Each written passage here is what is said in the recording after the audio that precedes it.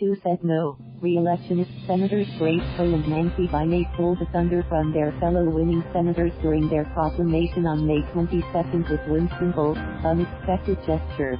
When the group was asked to do the patented Duterte fist bump for the cameras, the two refused. Let that image linger. In the midst of new senators who won largely on the president's endorsement, seeing at least two of them with a bit of discernment on what honorable senators of the realm are expected to be, or how to behave was quite reassuring. Poe and Binay's body language was a class act worth celebrating in this time of divisive, patronage politics, unbridled ambition and the unabashed use of public resources and political capital to catapult former aides, police chiefs, trapos managers, grafters, revisionists and unreconstructed trapos, traditional politicians, to the lofty office of senators of the Republic.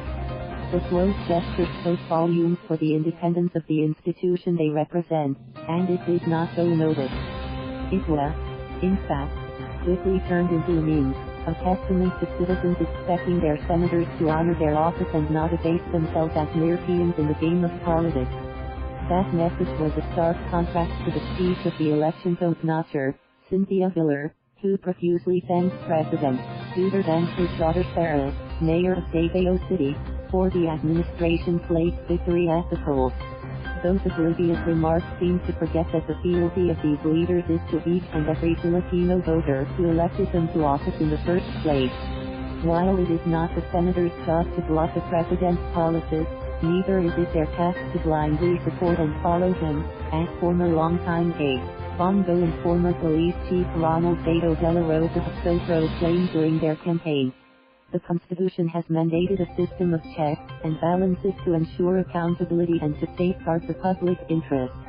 Many times, it has been the Senate, more than the House, that has exercised its co-equal power through its oversight function, carving for the chamber a reputation as a bastion of, at the very least, independent thought and principled dissent.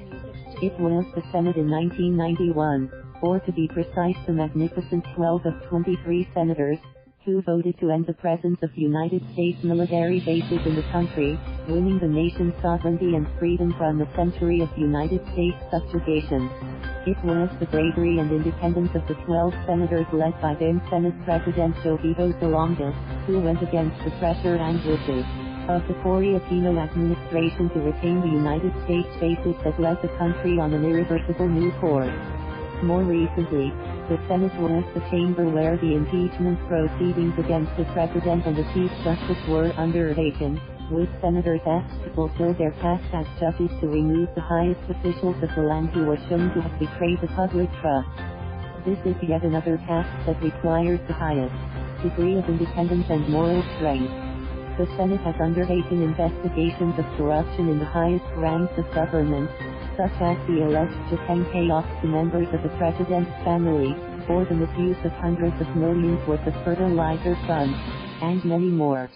Virtually all of the Senate's functions, from lawmaking to scrutinizing the budget, passing judgment on the President's appointment, declaring the existence of war or acting on a declaration of martial law, require of its members the very best qualities of statesmanship, such as patriotism, independence of spirit, strength of character, unshakable loyalty to the Constitution and the people.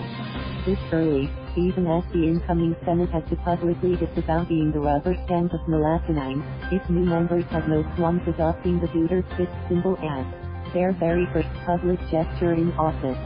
Irony may not be the only thing lost with this new confederacy, as those fists could soon end up leaning heavily on the scale in favor of the palace's pet measures with their far-reaching implications, such as the shift to federalism and the restoration of the death penalty.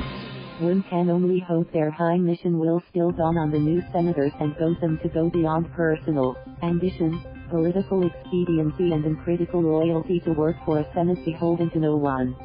Two of their colleagues, Poe and Binay, seem to indicate their intent to do so by pointedly refusing to join the collective salute of allegiance.